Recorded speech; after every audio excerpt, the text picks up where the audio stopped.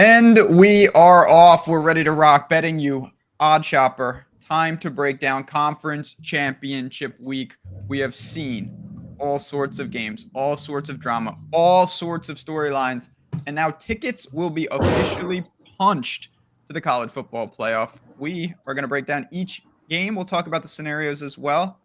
We're going to make some bets right on the show. I want to welcome in Ben, Rasa and Matt Gajewski. You guys know the drill. But if you're new to betting you, glad you found us here at Odd Chopper. Please like, subscribe, all those good things. All right. We were just talking a little before the show. I was saying I hope the games deliver. Are you excited for these games? Yeah, man, it should be fun. You have playoff buys on the line, so it gives a lot of these teams something to play for. And then in the smaller conferences, it's always kind of been bragging rights, but this means a lot to these teams. And we'll see what happens if Boise loses. Might open some doors, but probably not. All right. So, yeah, let's set the stage before we even dive into the individual games. I want to talk about the playoffs. I think most of it is set, in my opinion. Feel free to disagree. But the teams that obviously have something to play for, number one, of course, is Clemson. They have the easiest scenario. If they win, they're in. If they lose, they're 100% out. The question I have for you is SMU. Do you think SMU has to win to make it? No, I think they should be in regardless. Okay. So you think that they'll get in over Alabama? Yes. If they lose? Okay. I do too. I think that's going to be the big decision point. I also think it's impossible for Miami to get in, personally. I think so too. And there were a lot of comments last week about, like saying an SEC conference championship loser should automatically be in. I'm not saying they should or they shouldn't. I'm saying I think that's what they'll do because you can't disincentivize teams to play in the conference title. These games make too much money for them. So if you're going to set the precedent that, okay, you have a conference championship and someone makes it and then they lose and a team maybe that's behind them gets in who didn't play for their conference championship with the same record or a worse record is going to get in over them, it just doesn't make a lot of sense. And they've never shown a precedent to defer to a team that has a better strength of schedule and more losses. So in the case for SMU versus Alabama, in the event that SMU loses, I don't think you can set that precedent because then teams may potentially in the future decide, okay, we don't actually want to play in our conference championship and take an extra loss. We'll be penalized for it. Why don't we just sit players and sit on our nice record at, like an 11-1 and not worry about it? But I do hear the argument that Alabama's played a much more difficult schedule. It's true. I think Alabama's the better team straight up over SMU, but I don't think that the committee can set that precedent where the conference championship is meaningless. I completely agree because every avenue is going to be riddled with some hypocrisy. Okay, what about if Indiana would have had to go and get demolished by Oregon? That would have knocked them out potentially. That makes no sense to me that they're rewarded that they didn't have to play. So I get it. It's always a balance because, yes, do I think there are teams that won't make it that would be favorite over teams that will make it? Yes, but they don't deserve to be in. So to me, SMU should get in. I also think they have a very real shot to get in on their own merit. Last question, because I think this will be fascinating, and I hope this happens. If SMU wins, who do you think gets the final spot? Everything suggests it's Alabama. They're just ahead of everyone else. I don't think that's worth betting. I don't know how you would see South Carolina or Ole Miss jump them. Yeah, it's tricky. I don't think it's Ole Miss. I think South Carolina obviously has a great boost. The problem is they played Alabama. Right. So that's a little tricky. So it's going to be fascinating. I want to see what happens with Boise, but let's get into it. Let's start talking about the games. The first couple on Friday, they are some of the lesser, smaller conferences. And to me, some of the better games. I'm really excited to see them. And we get started with Western Kentucky and Jacksonville State. Jacksonville State was a team I loved coming into the season. They lost all their games to the point where I almost had to render them unbettable, and now they're just unstoppable. They did lose last week to this same team, but man, did the books and the public and society seem to like them because the spread keeps moving and moving. Yeah, it's a weird situation because their quarterback got hurt in the game. And I'm not sure he's going to play in this contest. It was an ankle injury. Coach was non-committal, didn't look great. Maybe he'll try to gut it out and play because this is the most important game of their season. But I don't know, man. What is his effectiveness? That's a real question. So I guess let's just start with the injuries because that's the biggest one. Tyler Huff, the quarterback for Jacksonville State. We'll see on his status. He is by far the biggest injury, maybe on the entire conference championship slate. They've had a few other injuries. I think the most notable one was they lost their center pretty early on in the year, Brock Roby. A couple ancillary skill position players, they've been able to paper over that pretty easily. They do appear fully healthy on defense, which is key. On the Western Kentucky side, they had a few players that have been out for a while now. They've had some injuries in their offensive line. Two of their guards, Blake Austin and Wesley Horton, their tight end River Helms is certainly out of this game. They already ruled him out. Upton Stout, one of their starters for multiple years now at corner, he played a handful of snaps, like under 10 in this very game last week. So I don't know if his status is limited, injured, what happened to him. As usual, reporting is very bad on these teams. Luckily for conference championship week, you should get like some of the national reporters there, hopefully actually giving us some warm-up information. But that's about where it stands with injuries. But man, I'm surprised we're not reacting to this Huff news. Smothers is part of the reason their backup quarterback is part of the reason they lost their first 3 games of the year. They started him initially. And against Coastal Carolina, couldn't move the ball, got routed right away, and they're not a team that can play from behind. Louisville is what it is. You're not going to win that game. Eastern Michigan, they should have won. They had a 65% post-game win expectancy. And then they lose to Western Kentucky last week in a game where, they actually did win the yards per play battle. I think Jacksonville State should have won that game. But the second Smothers comes in, you have some problems running the ball. I guess his strengths, he can run, so you don't have to change the offense when he comes in. But you sacrifice a lot passing. Every time he's been in the game, throwing the ball for multiple seasons now, he's been a disaster. So I have questions, pretty significant ones, about what does this offense look like changing to Smothers, especially because like Western Kentucky's defense isn't bad for a G5 defense. They're 66th. They're worse in coverage. So now, okay, you can't really exploit the weakness of the defense. Can Western Kentucky just shut down the run and dedicate extra resources to it? On the other side, this Jacksonville State team, they're pretty balanced on defense, 60th in run defense, 63rd in coverage. Veltkamp, I think, should have some success in this game. He wasn't the most efficient, their most recent contest, only 6.4 yards per attempt against this very team. But they did have some success running the ball, 4.8 yards per carry to Elijah Young. I kind of like Western Kentucky with this QB injury. I'm not going to bet it right now. I'm going to wait as the line keeps moving Jacksonville State's direction.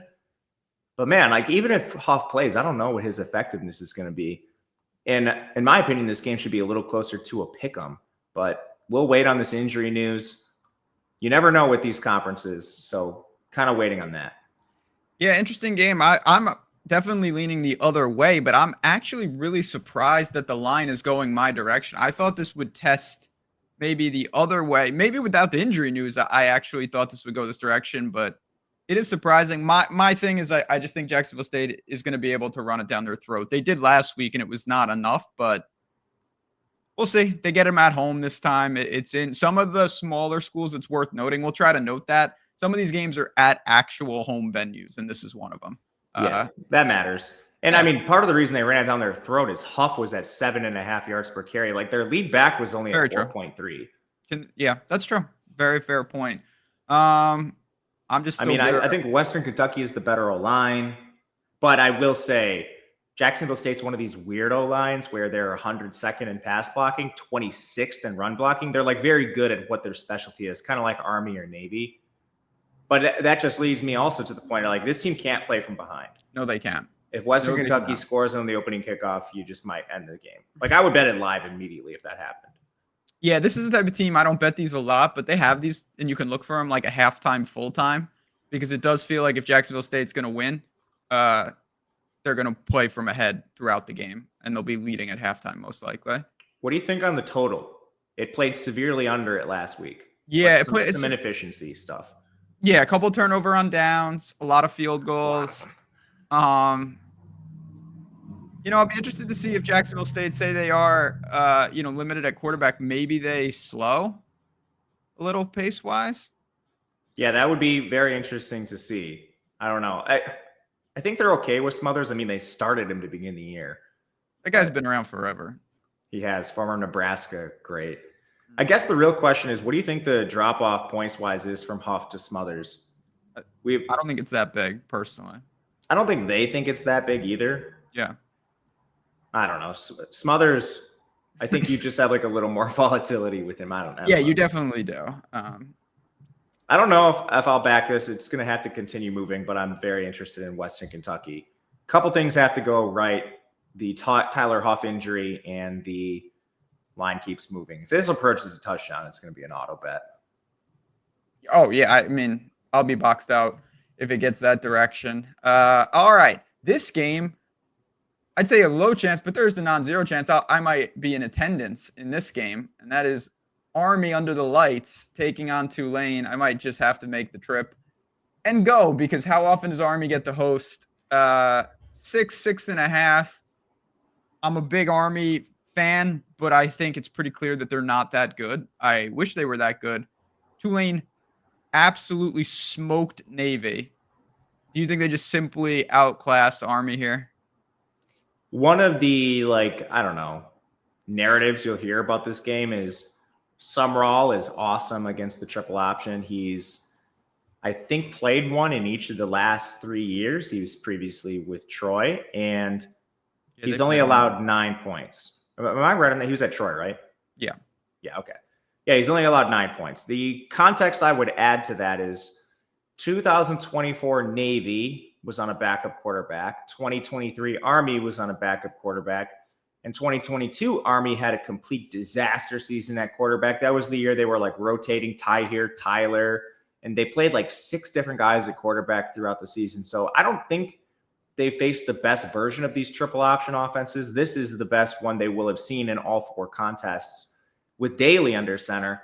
But I still don't think it's enough. There's a ton of questions with Army, largely their strength of schedule. I'm not sure who you'd consider their best win. It's probably just East Carolina, who I have power rated 54th. And they're the only team that I have power rated, inside the top 70 that they've beaten. And some of these games they should have lost. They were outgained yards per play against North Texas. North Texas had a ton of turnover on downs inside Army territory, some of them in the red zone. They had an interception at the Army 11 as well. Just a complete disaster for North Texas in that game, but that's kind of what they do, give games away. UTSA should have won last week. They outgained Army 6.0 yards per play to 5.3. Same thing, UTSA fumbles, interceptions, turnover on downs in the Army territory, sometimes in the red zone. They just gave the game away as well. It's about the best possible run out you could possibly ask for Army so far this year. And, the one time they step up in competition, they get absolutely slaughtered by Notre Dame. Tulane's a lot closer to the Notre Dames of the world than they are to the Air Forces, North Texas's, UTSA's. And Tulane's also faced a triple option offense. Although it was against a backup quarterback, it was 2 weeks ago. It was Navy, similar offense. It shouldn't be too crazy of prep for them. They've only had 1 game in between, and they did lose it, but, maybe they were looking ahead to this Army game.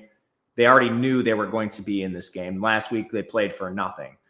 So who knows? As far as the stylistics go, I think this Army defense is going to be susceptible to the run. That's what Tulane likes to do with Mekhi Hughes. They're 90th in run defense. Tulane, their defense is much better in coverage. They're 35th. 70th against the run, but I think that's largely just game planning stuff. When you have the ability to dedicate extra resources because Army cannot throw, I don't think the run defense is going to be a huge problem for Tulane.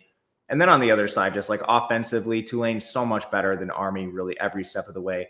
Army has the easiest schedule maybe in the entire conference, probably, and maybe in the entire country. Who's worse than them? Liberty, probably? Liberty. That's the only one, maybe. There's not that much else to say. It's cool and Army's at home, but if you're not in New York, you could bet this New Yorker pass, Tulane or pass for me. Should be a fun game. I assume you think Tulane is not live for the playoff, are they? No. I'm mad at myself for not taking. I was literally watching this line at 4 o'clock yesterday. It was 4.5. We were talking about it. And yeah, I stepped out of my house to go and get some food, came back, it was 5.5. And I'm like, okay, well, is it going to go further? Do I take it now? Now it's up to 6. I don't know what to do with this. I guess, what do you think? Do you think I should just wait? I would honestly not let it touch 7. I don't know if it's going to come back down or if it's going to keep going. I think it's going to keep going. You do? Okay. Anyway, I'm going to end up on Tulane in some fashion or another. I'm not sure where. Predicting this line's been tough. I wouldn't be surprised if some late money comes in on Army. Interesting. I mean, I guess it's possible. I feel like it's more likely. Well, it is definitely more likely to test 7 than other key numbers just because of where it is. But that's true. We'll see. I guess two last things. There are 2 injuries in Army's defense. They're in the front 7. Kyle Lewis on the edge, Cody Harris-Miller at defensive tackle. Both missed their most recent game.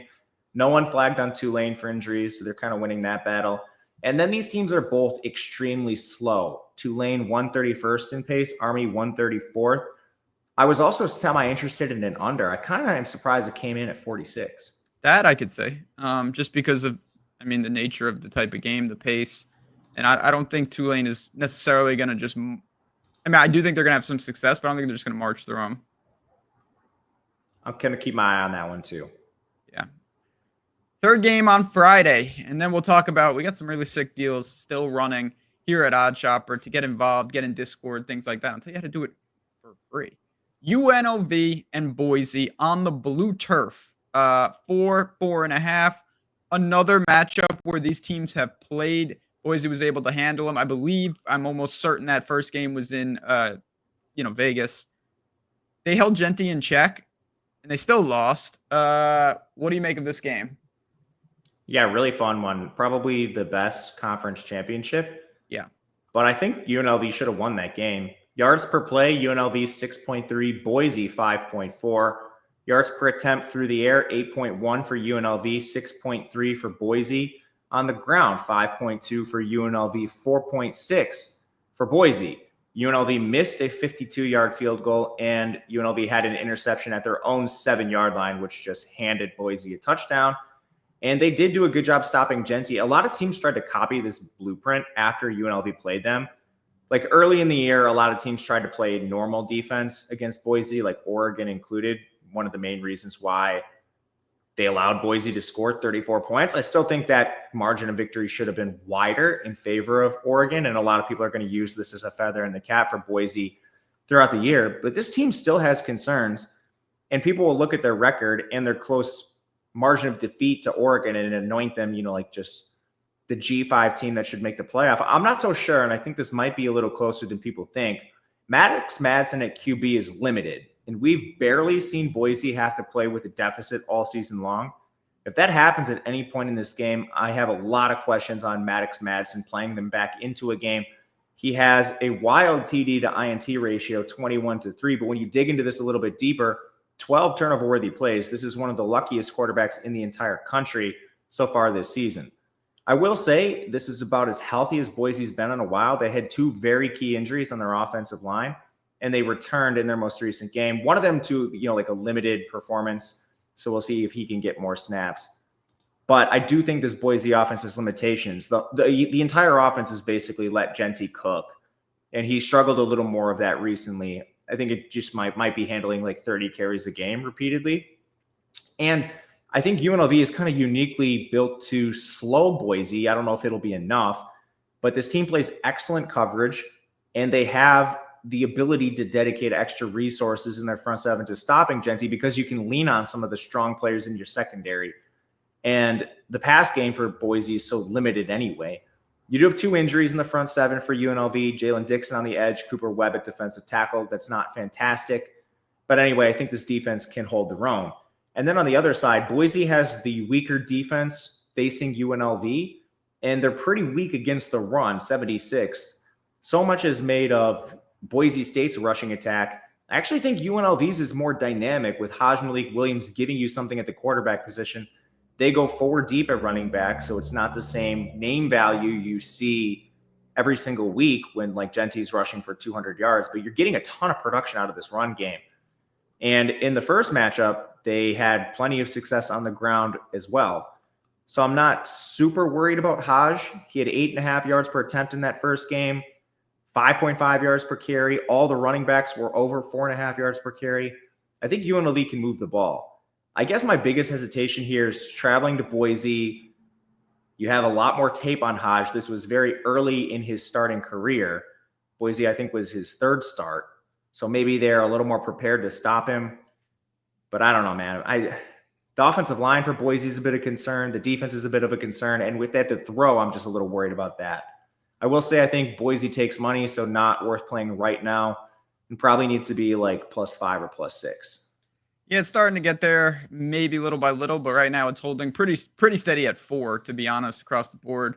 Do worry about the blue turf at night. Genty's going to have, he's not going to be hyper. If he's hyper efficient, forget it, but he's going to have 35 carries. No doubt. Have you watched some of Boise's recent games? He's been struggling to make it through games. I mean, when you take yes, literally 35, 34, that is their offense. You just mentioned it. They just give him the ball repeatedly, and eventually he seems to find a 70-yard touchdown in every game. But he's amazing. There's no doubting it. He's amazing. It's just, I hear you. It is more one-dimensional than you would think. Well, if it stays, first of all, where do you lean, and what do you think on maybe just like a UNLV money line if it remains in this area? This is the type of game, I hate to do this, but it is that type of game. I honestly think you could do a lot of different things, including UNLV money line. I also think you could alt Boise if you were thinking that they're going to be much different at home. They've got tape on the former Campbell superstar, and they can lean on Genty and healthier with the O-line. It's a tough game. It really is. It's just Genty. It's crazy. Yeah, but he's so good. He is. It's wild because I have, UNLV with the better offensive line, not by a ton, and maybe there's some room for improvement with Boise because of their injuries. I have them with a better receiving room, largely just Ricky White, but they have some interesting guys like DeJesus is a gadgety type player. Boise's not getting a ton out of their pass game in general. I think that mainly would stem from Maddox Madsen being limited. But then the overall offense for Boise still grades higher because Genty provides so much. Like the gap between Genty and almost any other rushing attack is so wide that it propels Boise to being the better overall offense when UNLV actually has the efficiency advantage at every other position. Isn't that wild? It really is, but it's that type of player where it just supersedes much of everything else. And that's what's tough. That's why it's tough to evaluate. Very tough. I like UNLV. I'm going to wait and see on this one, though. All right, we're moving to the Saturday games, but before we do, I mentioned a lot of these games we're breaking down. There's plenty of time between now and then. We want to know about these injuries. We want to know about what lines we're getting. All of it is available in the Discord, part of Odd Shopper, part of Tails. If you haven't been over there, first of all, you're missing out. It's very simple. You're going to see this right here, Tails by Odd Shopper. The links are in the description below. You can sign up for me or Matt or anyone. You get right into the Discord. You get the plays. It's not just college football, by the way, all different things going on there. But how about this? This is what you want to pay attention to. This link, it's going to say get Tails for free. You're going to click it and it takes you to this page. All of these books. You see these books? Bet365, Caesars, BetMGM, Sleeper, Underdog, Rebet, DraftKings, FanDuel, blah, blah, blah. They have offers going on.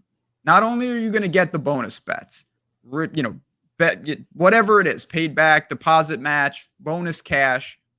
For any one that you claim, you get a full month of a Tails subscription. So if you get a full month, you can apply it to any person that you want. If you get 2, you can apply 2 months to someone or 1 and 1. This is what I'm talking about. So not only are you going to get access to another book that you can bet on and get the bonuses, you are getting right in to the Tails app, the Tails Discord. It is fantastic. Whoever you're choosing. Obviously, this is some of what it looks like right on the app itself. You see there's sales going on all over the place, but it doesn't get better than this deal that we have got with the books where you sign up with any of the partners and you get the expert picks for free. You have to follow these instructions. Again, just click this and read this. In about 2 minutes, you are in for a full month, and it stacks. So if you do 5 of them, you can have 5 months of a Tails subscription. To the MAC we go. To the MAC we go. There's another spread I don't really understand. And I'm talking about it in reference mostly to Miami of Ohio. It's a 2.5 point spread. It's ticked to 3 in some spots. Who's going to be the class of the MAC? Simple as that. Yeah, no, this is one you were really interested in on the Miami, Ohio side. Yeah. And then it promptly moved in your favor. Or Yes. I guess it depends on how you look at it. If you took it right yeah, away, I was right and wrong. Yeah, now you have a worse line, but your intuition was correct. I guess these are 2 difficult teams to evaluate. So let's start with injuries. I think Ohio has more problems than Miami, Ohio, who I don't have a single starter flag for injury right now, which is wild because they had a bunch of them earlier this season after they came out of that ridiculous non-con they always schedule. Anyway, on the Ohio side, Austin Brawley at safety has been out for a while. CJ DeGette on the defensive line missed their most recent contest. And one thing I'm not sure if this is an injury or not, but Parker Titsworth, their center, limited snaps for him in their most recent game, which was just semi-alarming. But Miami, Ohio, coming out of that non-con where they lost to Northwestern, Cincinnati, Notre Dame, like, what are you doing? Their only loss in conference was to Toledo, who is ranked 52nd. If you just power rate all the MAC teams, there's kind of like 4 of them that are bunched up in like the 50 to 70 range. The 2 in this game, obviously, Toledo and Bowling Green. So that loss isn't too alarming to me. And it was very close in yards per play, 5.2 for Miami, Ohio, 5.2 for Toledo, 5.1 for Miami, Ohio. Every other MAC game, they won the yards per play battle just pretty soundly. The Miami, Ohio game last week was 6.4 to 3.8. Or excuse me, not last week. They played that in the middle of the season. But very, very lopsided yards per play. And Navarro did get hurt in that game, but it was pretty late. Both of the interceptions were thrown by Navarro prior to his exit. And then every other competent opponent, like this team dismantled Northern Illinois. They dismantled Bowling Green. Yards per play clearly in their favor in both contests. Ohio, I think, is tripped up a little more often, but still a quality team. Their losses are to Syracuse, Kentucky, no shame there. And then this very Miami, Ohio team. But they played a lot of very close games throughout MAC. You beat Central Michigan by 2 points. That's the 109th ranked team in the country. And they did beat Toledo, so that needs to be said. That was the one loss for Miami, Ohio. But you have more like blips on the radar, more questionable data for this team. The offense, I think, is a little more limited. It's a very run-based offense, which they're solid at. They have a premier P4 transfer in Tyus running the ball, and Navarro's good at that himself. But the strength of this Miami, Ohio defense is up front. They're 48th against the run, 56th overall. Miami, Ohio, I think you still have some room in their efficiency metrics because they got slaughtered by those 3 increasingly like highly graded non-con matchups. But they have good receiving play, a good offensive line. It grades out ahead of Ohio's. Ohio's defense, while is a little better overall, has some weaknesses. They're 78th against the run. They have a decent pass rush, which is their best unit. But again, some injuries on that defensive line. Doggett being out could be a problem if he misses. I'm leaning Miami, Ohio. I was surprised it moved so quickly right away. As it approaches a field goal, I get a little less interested. And I just missed the opening numbers. It's kind of tough. Definitely a little tricky, but at 2.5, I still like Miami of Ohio. I think the thing that makes me really bullish on them is their current version of them, I think, is what their strength actually is. Like, they lost to Toledo. It was at the beginning. They were 1-4 on the year, and they have not lost since. They've won 7 in a row, and they've gotten healthier. And I think this is the team, the current version of what I wanted all along. And so they're playing their best football at the right time.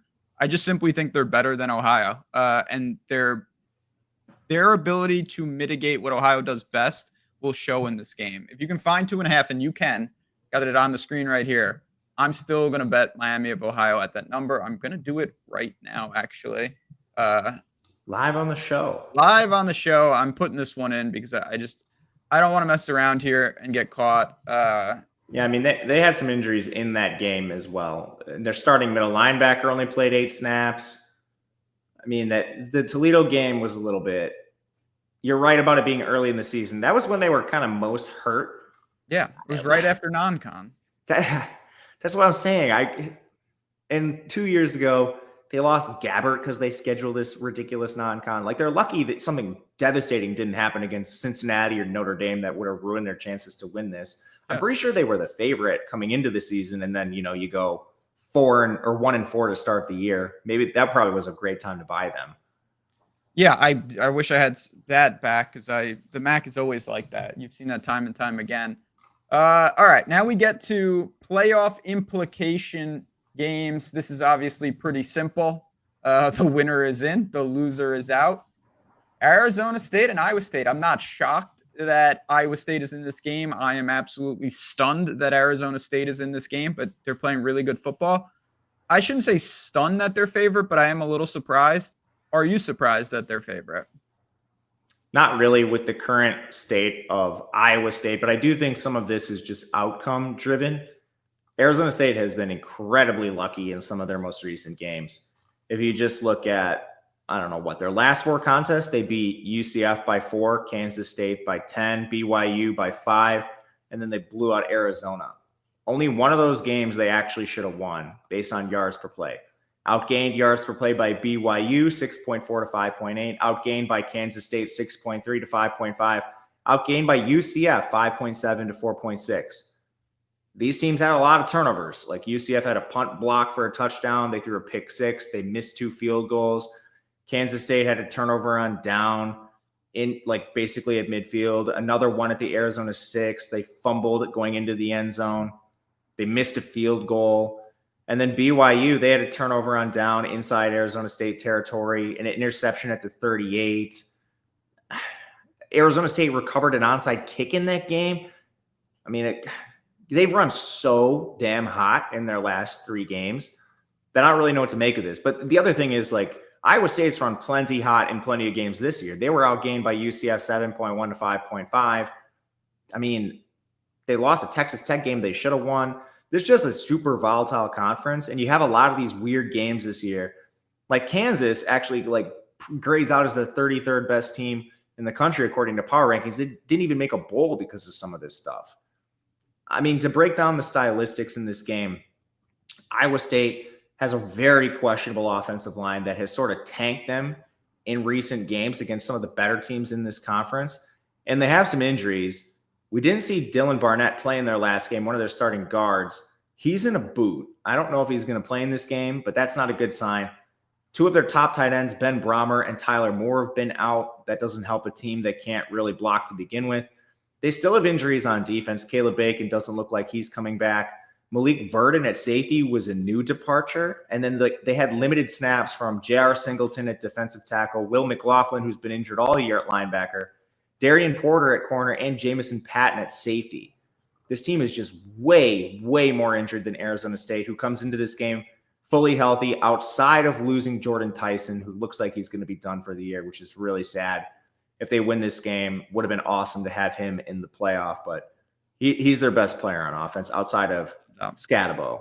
So that's a huge loss, but I'm just not sure Iowa State can defend Scatabo straight up. They're 118th against the run. Like, not even having Tyson, does it matter in this game? Arizona State should be able to just slam it down their throat with all those defensive injuries. The Arizona State defense is much better than they were earlier in the season because they got guys healthy. So can Iowa State even throw the ball? The strength of Arizona State's defense is in coverage. They're 45th. Iowa State is a pass-based team with their 2 stud receivers, but they can't block. So I like Arizona State straight up in the game. You got a little bit more value here because of the Tyson injury. I also have an Iowa State future, like 10-1, I think it is, to win this conference. So it's a little bit of a hedge on the Arizona State side. But I think the Sun Devils can handle a very, very injured Iowa State team, despite all of the luck that both teams needed to get here. Any thought on the total sitting at 51? I don't really have a strong take on it. Me either. 2 really slow teams. I would go under if I had to pick. Yeah, I think I would too, just because of tempo, but I'm glad I don't have to pick. Where are you on the game? I don't like Arizona State in life, but Iowa State, I don't know. I mean, I honestly, well, they didn't play great. I wish Kansas somehow made this game. They were only like 7 games off, but. Dude, okay, I'm going to do this quickly. Look at just the power rankings of this conference, because so many teams were frustrating, I guess. It's not where I thought we'd be in this conference at all. Okay, well, has Colorado 1, BYU 2, TCU 3, Kansas 4, UCF 5, Baylor 6, Kansas State 7, Arizona State 8, West Virginia 9, Cincinnati 10, Iowa State 11. So they almost finished last. Just Houston is left, right?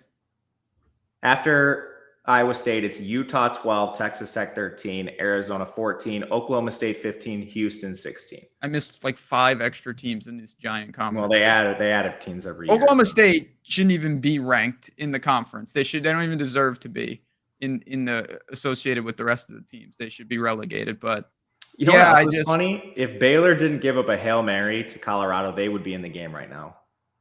Yeah, that's nuts. And also, if they didn't start a dummy DeQuan Finn to begin the year and pull a full Utah Charlie Brewer experience.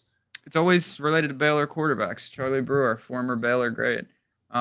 Second appearance on the show this year, despite not playing college football in 3 years. That is true. That is true.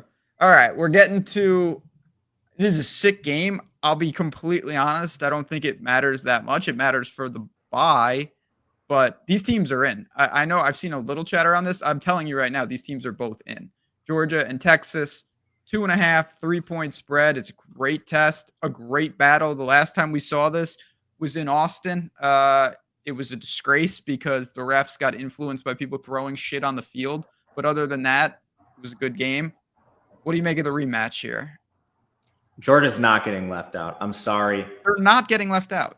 People are living in a fantasy world. They could lose by 100. They're not going to get left out.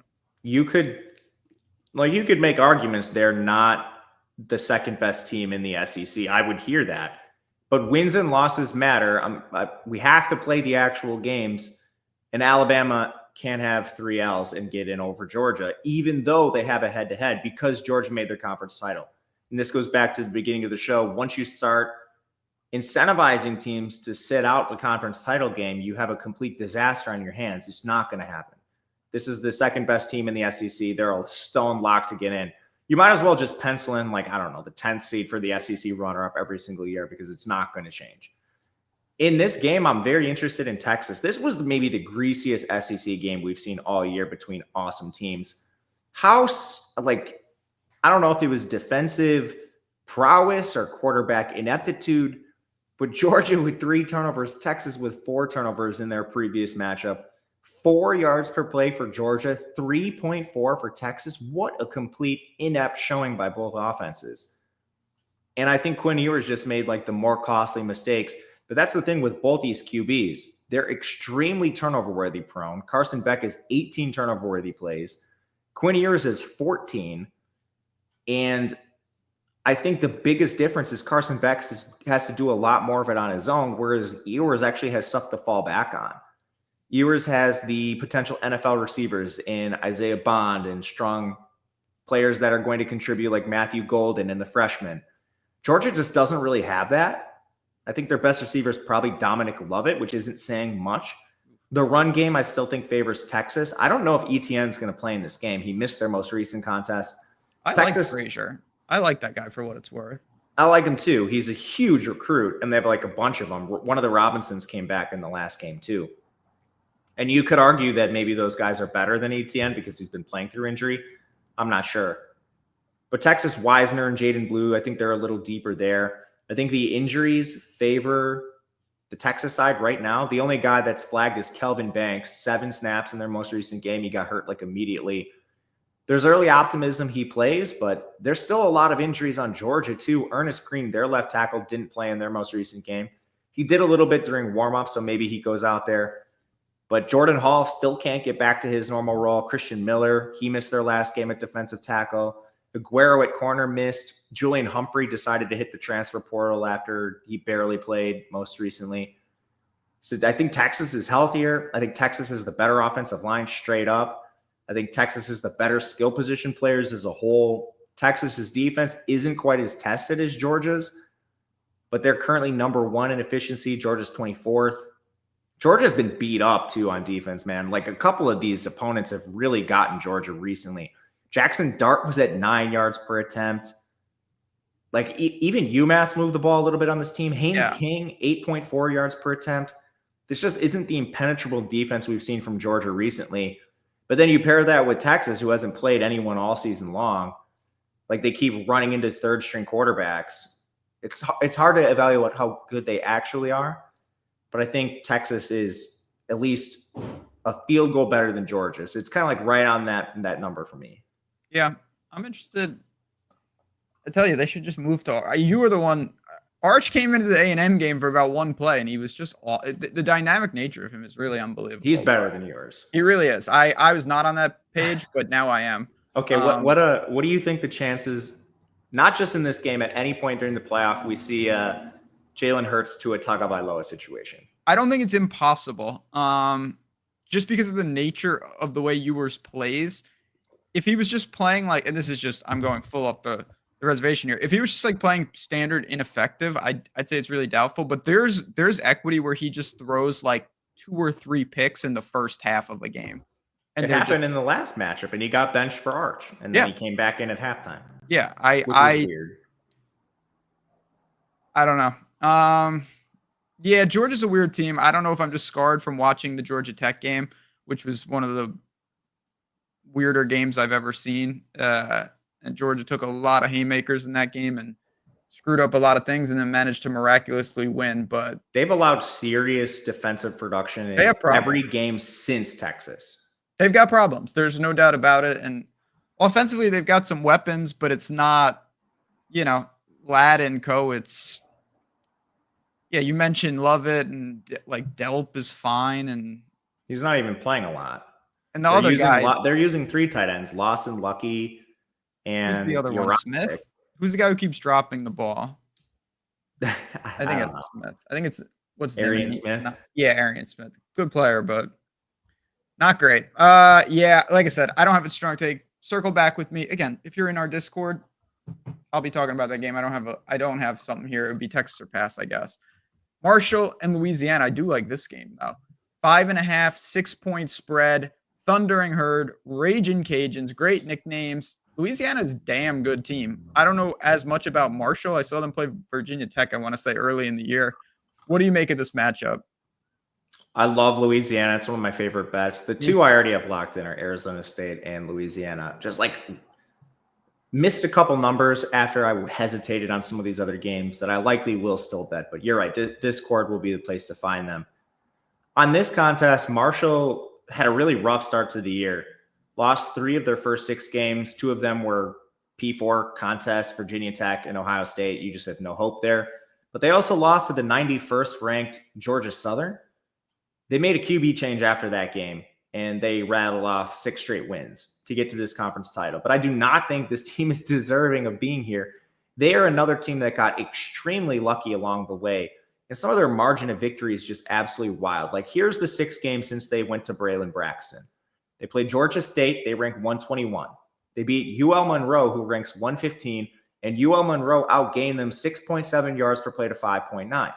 They played Southern Miss, who ranks 133. Congrats to Akron. They moved up a spot ahead of Southern Miss. Let's go. Unfortunately, Kent State still holds the 134 spot. Then they beat Coastal Carolina, who's 97th. Coastal Carolina outgained them 5.1 yards per play to 4.0. Old Dominion, they took to like the wire. They lost by 7 in that game, who also ranks outside the top 100. That yards per play was basically even. And then James Madison, OT last week, they win by 2 points. James Madison outgains them yards per play 5.3 to 4.1. This team could have 3 losses. And they should have 3 losses since they made the quarterback change. They've been just incredibly fortunate to get there. There's essentially nothing on Louisiana's profile that suggests they should have even lost a game. The 2 losses they have, Tulane and South Alabama, they outgained their opponent soundly. The problem with Tulane on occasion is you get some crazy Darian Mensah plays. He does have a pretty high turnover-worthy play rate. So that kind of gave Tulane the L in that game, but still Louisiana winning the yards per play. I think they were the rightful winner. It's just a close game. Tulane, I don't think was the rightful winner. It's just like some weird nonsense in the box score that kind of messed things up in the game. The South Alabama contest was the same. You had an interception from Wooldridge that led to an immediate field goal. They fumbled in like right at midfield. They had a turnover on down in South Alabama territory. So some of the turnover stuff just gave away those games. I think the real talking point for a lot of people is just going to be the quarterback change with Wooldridge being out. I think honestly Chandler Fields might be better, dude. 6 big-time throws, no turnover-worthy plays, 10 yards per attempt, 75% completion. Started a ton of games last year, was awesome in those starts.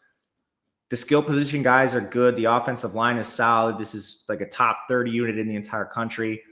I'm just not sure how Marshall really stops this team, especially because Marshall's major weakness on defense is against the run. They're 63rd. Marshall has plenty of problems on offense. Braxton is much better than Stone Earl, I will say.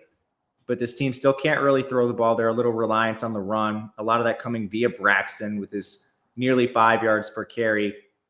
But Louisiana's defense, I think, should be solid enough to hold up in this spot. They've done a decent job against other dual threat signal callers. Like they played Gio Lopez. They did a decent job against him. McLeod, I guess, got benched in their game against or hurt. I'm not sure what happened there.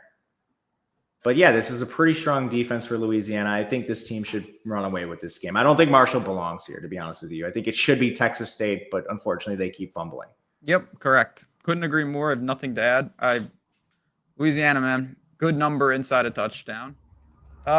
Two teams that, again, 100,000,000% will be in the playoff. This is for, I think it's for the number 1 overall seed, potentially. I mean, obviously if Oregon wins, but what do you think about maybe Penn State gets that?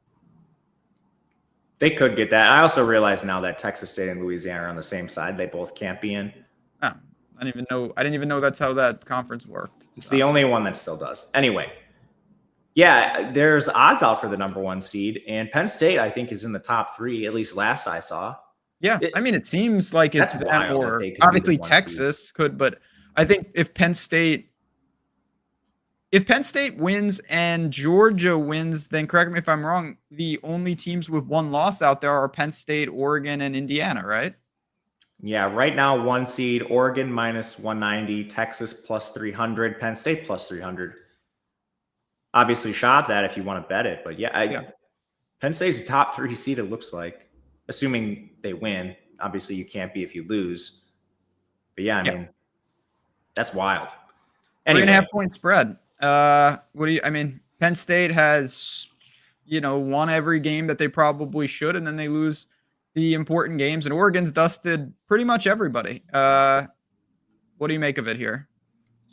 Yep, I think that's a very good synopsis. I think the line is probably perfect. You could still bet Oregon if you want, but I don't think it's going to get back to 3. That is past.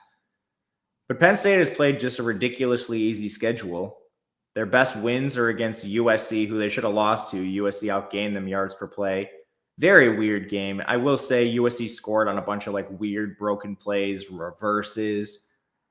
I'm not sure what happened in that game. And then the Illinois game, not as close in yards per play, but Illinois is probably the second best one they have. I guess maybe Minnesota, who actually played pretty decent to close the year, but Penn State solidly won the yards per play. Regardless, the one time you really step up in competition against Ohio State, it was a little worse than the score indicates. Ohio State soundly won that game, even with some of the crazy stuff that happened, like that. I forget who caught the interception, the one Drew Aller threw in the red zone that was like falling out of the end zone, just a wild Ohio State play. Oh, yeah. Some of that nonsense aside, they were the better offense. They took advantage of Penn State's defense. It is what it is. Oregon, they played a relatively easy schedule too, and that's largely just because the bottom of the Big Ten is so bad. And their non-con was imbalanced. You have like Idaho and Oregon State who are corpses, but then you went up and played Boise. Still a much better schedule than what we saw from Penn State.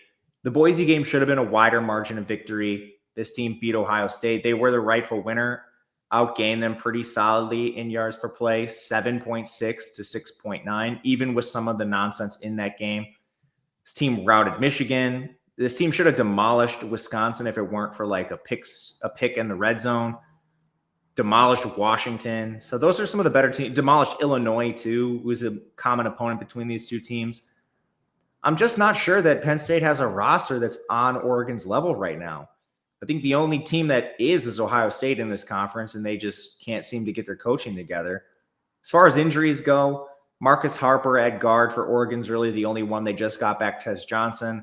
For Penn State, Harrison Wallace at receiver missed their last game. So did Anthony Dunco at tackle, but they rotate that position anyway. Pretty healthy on both sides.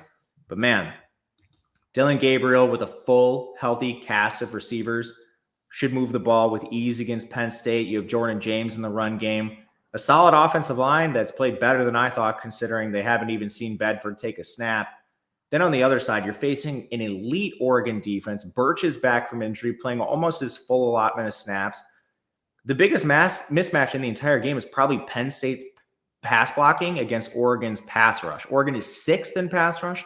Penn State is 83rd in pass blocking. It was just going to be a work in progress all year for them there after they lost 3 premier starters from that unit. Receivers, you just don't have a lot of playmakers. Like Julian Fleming's been benched. He's their $1 million transfer portal addition. As long as you stop Tyler Warren, you stop this team. Because even the running backs have struggled behind this poor offensive line. I kind of like Oregon at the 3.5. I just haven't taken it because I don't really see any pressure to. I don't think it moves at all. But man, I don't know about Penn State, man. I like Oregon in this game. I'm not going to, I shouldn't say I'm definitely not, but at this number, there's no chance that I bet Penn State. I'm just not sure I'm going to bet Oregon either, but that's kind of just where by default. This could be a live play. This could be, I'm just basking in the glory from earlier in the day and I splash. Maybe if there's a boost, things like that. Again, that's the little stuff that makes a difference.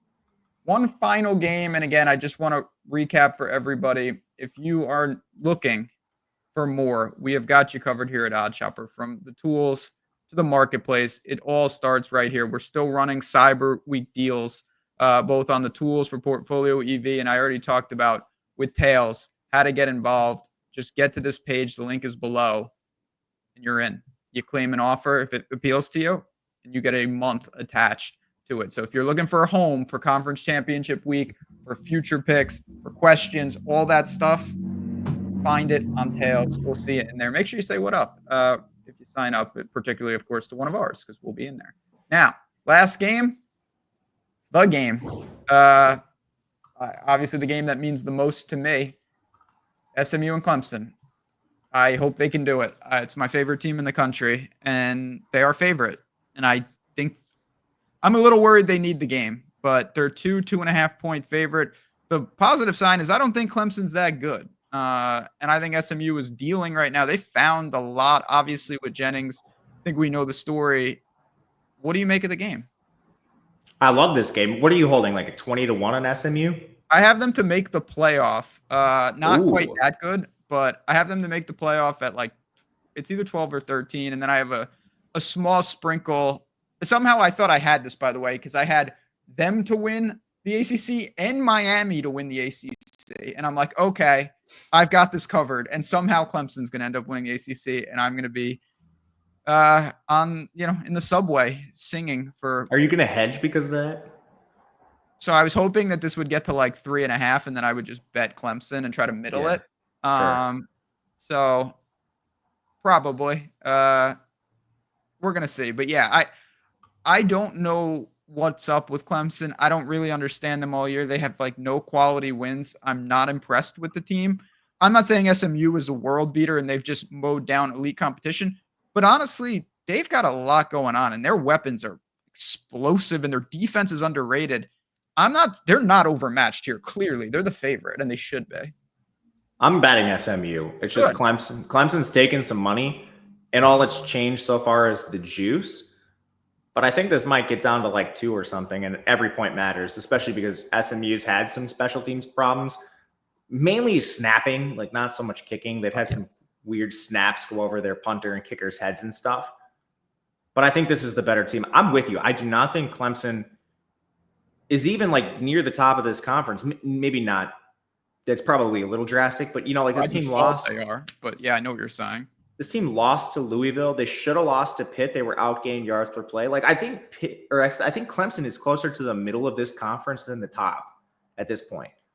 And they've lucked their way into the ACC championship game against probably the best team in this conference. I still think it's them or Miami. Miami just can't get out of their own way. There's no reason to spend time on Miami. Let's talk about SMU. Their two close games early in the season, like closer than they should have been, were with Preston Stone starting. Preston Stone began the BYU game, promptly got benched, and SMU should have won that game, in my opinion. Kicked a ton of field goals. They had a turnover on down at the BYU 6-yard line. Now, BYU did some weird stuff in that game too, so it's still probably a coin flip at best. But I don't think there's any question that SMU is the better team in that matchup. And then, I mean, like, you look at resumes for these two teams, the only blip on the radar is against BYU, who nearly was in their conference title, and Clemson's losing to, like, Louisville. They lose to South Carolina, which I think is rightful. They got pounded by Georgia with close games along the way against Pitt. They should have lost there. I don't know, man. They have no quality wins. Zero, literally zero. Their best win is Pitt. I think that's their only win over a bowl team. Maybe, NC State made a bowl, didn't they? They lucked into one. Yeah, they beat North Carolina last week. And I'm not saying SMU has marquee wins, but the Virginia BYU Tech loss into a bowl too. The BYU loss looks a lot better now than it did at the time, because it was like, oh my God, they lost to BYU. They kicked 5 field goals. Well, BYU turned out to be pretty damn good. Let's look at common opponents. Like SMU beat Louisville, and that game was wider than the score indicated. Smoked Pitt. Pounded Pitt. I mean, they should have pounded some. They would have pounded Duke. They won a Duke game where they lost the turnover margin 6-0. They still won. I mean, this team is awesome. Christian. That was a Preston Stone game. Yeah, don't worry about it. I guess to get to injuries, Clemson has a lot of them. Like Kobe McLeody's out for the year at linebacker. DeMonte Capehart still couldn't play full snaps at defensive tackle. Shelton Lewis at safety. On offense, Troy Stellato and Tyler Brown at receiver. Colin Sadler, their center. One of their centers, I mean, they've had to rotate a lot because of injuries. So they're actually a lot healthier there, but still missing some guys. The only players that are out on SMU aren't really that impactful. RJ Maryland's probably the biggest one, but then Romello Brinson and Jake Bailey, they were super deep at receiver, so they've just had to consolidate. It's not like they're playing backups. The only real question is Savion Byrd has been in and out of games recently at tackle. But Kevin Jennings versus Klubnik. Klubnik's actually impressed me this year. He's had an awesome season. But Jennings is dynamic. He's like at the top of the country in quarterback efficiency. It's wild what he's doing on the ground with his legs through the air. 9.3 yards per attempt. Every single time this guy drops back, it's basically a first down. Great on the turnover-worthy plays. Klubnik's actually been pretty good at that too. Offensive lines between these two teams, you have an advantage. SMU pretty drastically as well. They're 18th in pass blocking, 32nd in run blocking. Clemson, 50th in pass blocking, 88th in run blocking. Skill position players, I think, are a little close. I like that SMU has like veterans, though. Clemson might have more talent with TJ Moore and their freshman Wesco, but they're not fully experienced yet. They don't play a full complement of snaps. I think that's a toss-up at best. Then on defense, SMU's way healthier, way better overall against largely the same competition. They're 10th and Clemson's 32nd. Clemson 49th in run defense. Good job. Good luck against Burchard and against Jennings. And I actually think SMU might be a little deeper now. McFall, their freshman 4-star, I think they were trying to preserve a red shirt with him. He had to play a couple games really early, and he played in their most recent game. He should be good to go the rest of the way. You still have LJ2. This run game should be a little deeper than normal. Plus, Roderick can come in and play at any point. I think SMU is just straight up a better team than Clemson by more than 2.5 points. Mustangs, don't sleep on them. Team of destiny. That's how we ended. All right, quick recap now. And again, if you have any questions at all, Matt_Gajewski at JazzRazBets on Twitter. Find us. The links are below. We really hope to see you guys in there for what's going to be outrageous bowl season. The early closing line value that you can get on bowl games is absolutely insane. When are we doing that show? Stay tuned, people. We'll talk about it. I honestly don't know, but we're doing it. We're doing it as early as you want. I'm already. Yeah, hell yeah. We'll get crazy closing line value. Let's do it. Favorite bets. I'm clicking Louisiana right off the top for both of us. What else you got? Arizona State? I played Arizona State, not just as a hedge either. I do like them in this game. There's a lot I'm waiting on. I'm going to bet SMU. Clemson's taking some money. We'll just wait to see where I'll hit it before it gets 3 if it does test that at all. Tulane, I wish I would have taken early. I will end up with something on Tulane over Army. And then the 2 I'm probably going to play, but I guess the 3 I'm probably going to play, but a little less likely. Oregon over Penn State, Texas over Georgia. UNLV will need to keep moving a little bit, but I am interested in that side. Only other one that I know we just mentioned most of the games. I like Miami of Ohio. I think they're the better team, and they're playing their best football at the right time. Can't wait for conference championships this week. Thanks for tuning in, everybody. Please hit the like button on your way out. Support the show. Share it. Let's make some money. For me, for Matt, and for everyone here at OddsShopper, good luck and joy. Talk to you for bowl season.